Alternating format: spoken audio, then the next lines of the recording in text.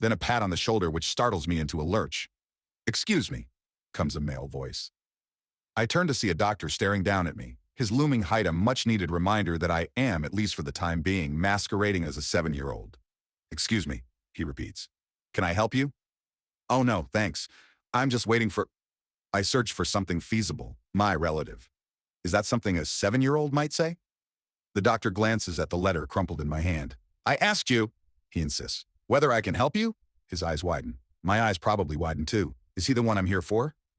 "I think maybe you can," is my response. He stares at me for a moment, like a diver assessing the height of their impending drop. "Follow me. We don't have long." The walk is long and disorientating. We meander through sterilized halls, him powering ahead, determined and blinkered, me working my small legs to their maximum capacity just to keep up. Automatic doors part in our wake, and we move through the bowels of the hospital, unacknowledged by the few members of staff we pass on the way. And then we're in a room. I've seen rooms like this before. It looks like a police interrogation room. 2 chairs face each other, separated only by a metal table that looks bolted to the concrete floor beneath it. The strip lighting hums above, smothering the room in sickly white. "Take a seat," instructs the doctor. For someone so young, 60-something I would guess, he is surprisingly assured. "Who are you?" I ask. "Let me see the letter first," comes his response. I flatten it out on the table, and he scrutinizes it closely. "It'd be great to start with an introduction," I persist. "I'm Daniel. And you are?" He ignores my outstretched hand. "We don't have the time for niceties, Daniel. Now tell me, do you ever wonder what you get up to before your 7th birthday?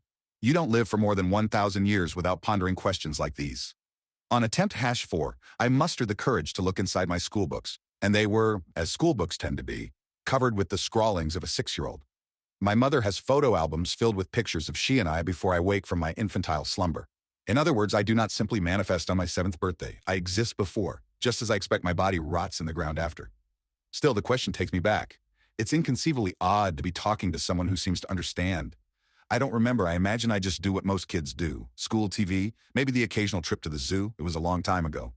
The doctor smiles like he's in on a joke that I'm still yet to piece together. "Oh, Daniel," he grins. "There's so much we need to talk about.